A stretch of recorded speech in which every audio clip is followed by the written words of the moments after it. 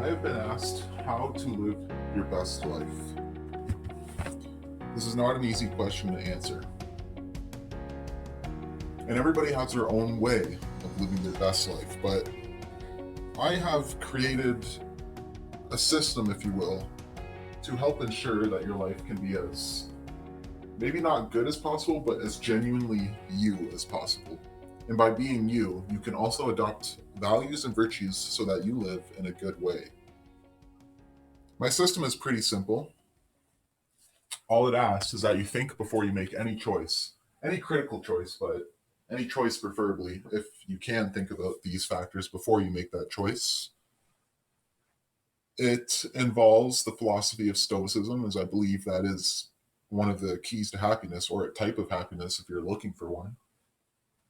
And I will share these. I think there are about 3 questions you should ask yourself before you make any choice. And based off how you answer them, you should know if you want to make that choice for your life. It'll allow you to be the most genuine version of yourself you can be while still being a good person. There is basically these questions tackle 3 major things. They tackle, is it what you really want? They tackle, is it morally right? And they tackle, how will it shape you? Will it benefit you or will it hurt you? So let's dive in. So the first question you should ask yourself before making any choice is this. It should be, is it what you want or is it what someone else wants? Why is this an important question to kickstart basically the rationalization of our choice? Well, we really should never act out what someone else wants.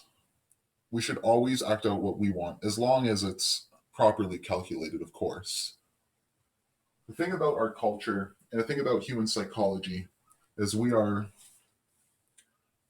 we function to serve the greater good. We function to fit in. We function to follow the opinions of our elders, to follow the opinions of our friends, so that we don't stand out. We sacrifice a bit of our individuality in order to have conformity. Now, I'm not actually saying this is a bad thing. Um, it's how human society functions. We need conformity, but we also need individuality, and we shouldn't be afraid to act out what we want. There are too many cases of people being where this level of conformism is so powerful that we stop doing things that aren't that wrong to do, but we won't do them because we're scared to, or we're too anxious to, or we think what other people will say. This is probably the greatest issue in our society. People are too afraid to be individualistic. They're too afraid to be themselves. So yeah, you should ask yourself, is it what you want or what someone else wants? Now, with my system, I rank it out of 6 points you can get. Now, ideally, we want a 6 out of 6, right? Um, but it's not always possible to get that 6 out of 6 because maybe going to work is not what you want. It's hard to fulfill that point stat. So for the first question, it's worth 1 point. Is this what you want? Preferably, it's what you want, right? It's not what someone else wants. You should want to go to work. You should like your job. Preferably, this is what you would hope. You should want to do whatever you're going to do. You shouldn't want to do it just because someone else wants you to do it.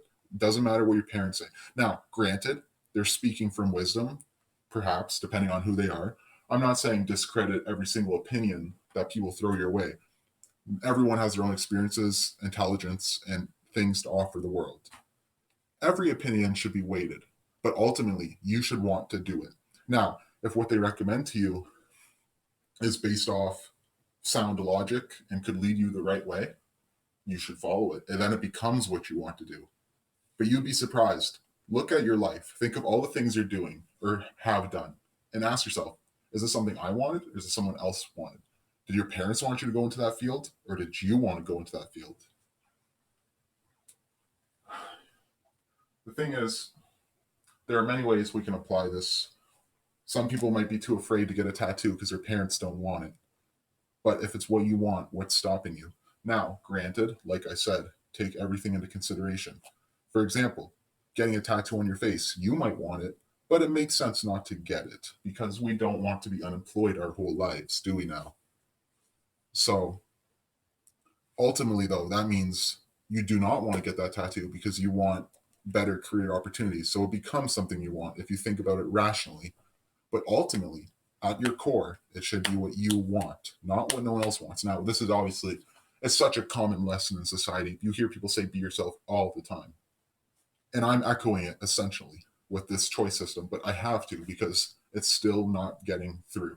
But as time goes on, our society is becoming more and more individualistic. We see it all the time. So we need to ramp up this thought. Now, of course, we want people to still be able to conform enough to create a society, but we need to get less afraid of what people are going to think about these choices we make for ourselves. We need to be more confident in the choices we make for ourselves, or we'll end up being lost. We'll end up not knowing who we are. That is the biggest risk with a lot of the choices we make. We don't know who we are. And when you don't know who you are, you get lost. So yes, the first point should be, is it what you want or what someone else wants? It's the quickest way to know if a decision you have made or are about to make is you being yourself or you being a servant of other people. So yeah, that is the first point you should give yourself. So give yourself a point on that. Are you doing it because you want it, or are you doing it because someone else wants it? It's a key question to start off our rest of our questions for how we make our overall choice, if we want to do this or not. Give yourself a point if it is what you want. So the next question you should be asking yourself can actually be broken up into 4 questions. So basically the question is, does it violate the does it violate the 4 virtues of stoicism? Is it just? Is it moderate? Is it courageous? And is it wise? Now, you may ask yourself, why bring in stoicism? And the reason I believe we should be doing this is because I think that our choices should have moral laws to them. We can't just do things we want all the time, because some of the things we want may be immoral. So we need a moral check in our choice system to make sure we make a morally good choice, to make sure we don't take advantage of people or hurt anyone in any way or think too selfishly. The key to living a good life is to be selfless. Whether you realize it or not, people like helping each other. People don't think of the person that sits rotting in his basement, smoking weed, doing nothing with his life. He's miserable. The person out there volunteering is probably a happy person. People like contributing, being valuable. So we need to be morally in the right. So I'm using the Stoic virtues for this because I believe Stoicism has nailed down on how to be morally good. And Stoicism, from what I believes that following these virtues is a key to happiness itself. So it should be a part of every choice we make. First question, is what you're doing just? Does that mean, does it fall within the realms of justice? Is it morally right to do? Every choice we make should be in the form of justice. We shouldn't be hurting anyone. We should always be acting within justice, being morally right. There's not much more to say about this, or I'm at risk of repeating myself. Make sure your choice acts within justice, or at least, at the very least, make sure your choice is not acting with injustice. Because if it's not against justice, then it's at very least justice, right? It's at very least not injustice. But let me move on because I'm tired of saying justice. Anyways, the next question, is it moderate? This basically just means are you acting within moderation? Are you not being obsessive with this choice or indulging in it too much? Now, you might wonder what does that even mean? So a question you should ask yourself is, am I not abusing what I'm doing? Am I not doing it too much? For example, let's say you want to drink some alcohol one night. You can start with these questions. Is it what you want or what someone else wants? It's what I want. Okay.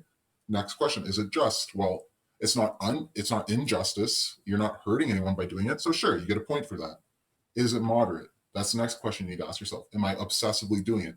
If you're getting drunk every night, it's not within the Stoic virtue to do. You shouldn't be doing it because it's becoming a form of self-abuse. It's not moderate. It's not within moderation. Everything should be done within moderation. or you become too obsessed with the pleasure of it and you get trapped in the pleasure of it and you start missing out on life because you're just trying to tickle your dopamine receptors.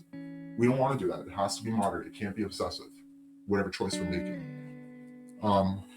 Most things you do within this choice meter, or whatever you want to call it, this system's equation, if you will, everything should probably be moderate. Most people will probably get points for this. For example, should I take that job? Yeah, it's going to be moderate because you're not obsessively applying. So, yeah, most people should check the moderate thing. It really only applies to substance use or something like that. But I'm sure there's other areas it could apply to too that you would find out as you're asking yourself this question. Another area, the third stoic virtue. You got to ask yourself, is this move courageous? Now, why courageous? Why should we care if what the choice we make is courageous? Well, it all stems back to the danger of falling within your comfort zone. If you fall within your comfort zone, you're trapped in safety and you don't grow as a person. We need to be doing things that are outside of our comfort zone, pushing the boundaries always. But that takes courage, it takes bravery. But a good choice is courageous. It takes us in a direction we haven't thought about before or entertained before that is risky but may reap great rewards. Now, granted, not every choice has to be courageous, like should I watch TV? That's not a courageous choice. But it's not an important choice either. A lot of our important choices kind of revolve around the idea of, is it brave? So that's the point essentially with that question, because for non-important choices, they're not going to typically require you to be courageous. But with a very important choice, often it does require courage, and courage is a good thing. It means you want it to be a courageous thing you're doing, because it means you're probably doing something new or out of your comfort zone. Now, not everything out of your comfort zone is good, but we're hoping that the choices you make are good, right? And these questions are already checking if they're good. Are they justice? Are they moderate? Is this something you want? So we're already establishing this. So yeah, you want to be courageous. Applying for that job could be a courageous move, especially if it's not within your field or something, but it's what you want. Watching TV at the end of the night, it's not courageous, but it's okay because it's a non-important choice anyways. We probably wouldn't really want to apply this choice system to something as simple as that or something as irrelevant as that. But generally, we'd like the choices we make to be courageous. And the final thing that we'd want to ask ourselves in terms of stoic virtues on if we should make this choice is this choice wise? Wisdom, it's a hard thing because, well, most of us don't have it because most of us are just so young. For example, I'm a younger person. Therefore, I accept that there's a lot of wisdom I lack, a lot of wisdom I don't have. But knowing I don't have wisdom in and of itself is actually a little bit wise. But every choice you make should be wise for the greater world and you. So ask yourself before you make a choice, is this a wise thing to do? Based off the general knowledge of our collective human history and myself as my experiences, is this a wise thing to do? Every choice you make should be wise. It should be a choice that's intelligent, a smart choice. It should be an informed choice.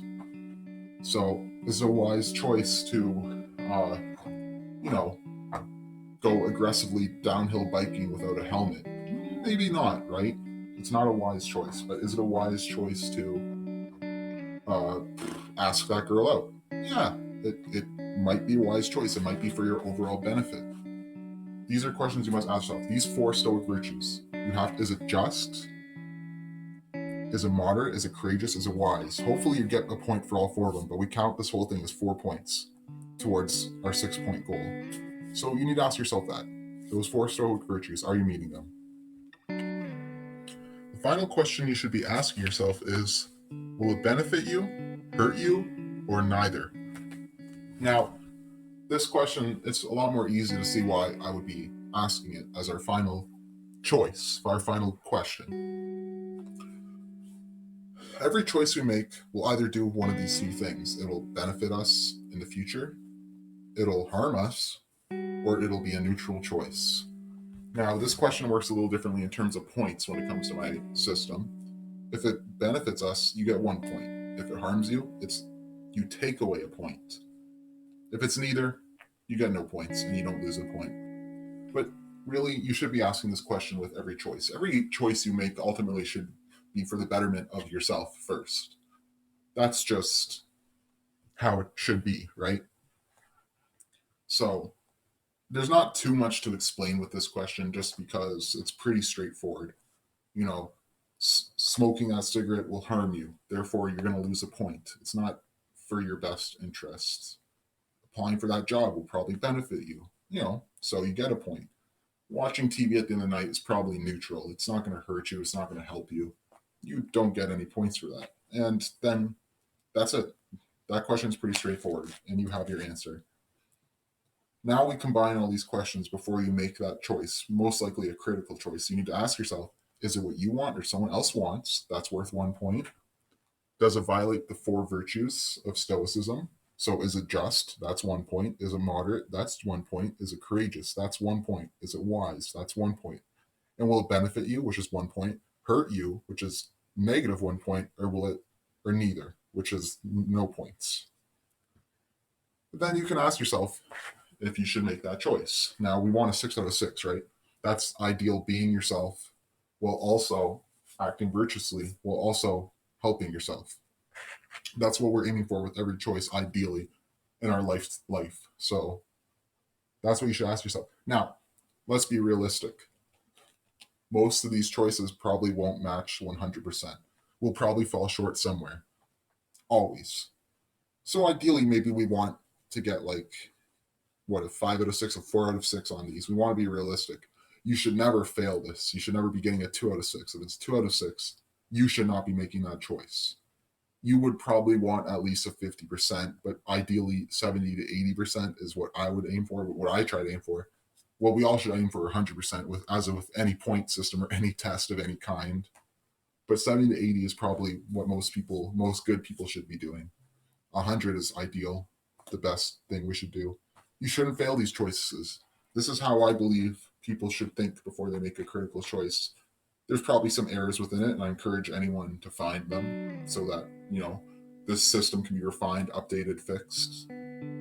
But once again, life isn't always this simple. We can't break down every choice we make into simple questions like this and have great results. I'm not saying following this system will lead you to glory, success, and happiness. There are a lot of factors in life that can change everything, play against us, mental illness, opportunities that we just don't have, bad luck. But I believe that this system generally, more often than not, can lead to better choices. And what do better choices lead to? A better life.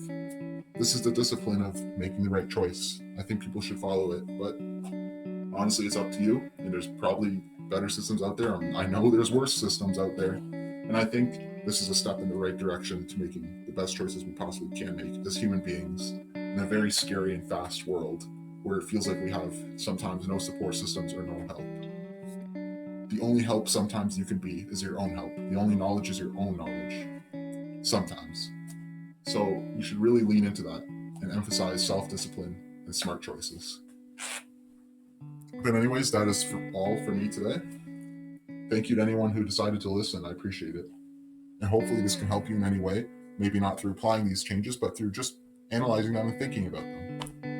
And giving me advice on how to make them better or revamp the whole system completely if you think there's a better way to do it. Everyone has their own meaning of happiness. And that's why it's such a hard thing to find, because there's no exact way to get there and everyone has their own definitions. But thank you.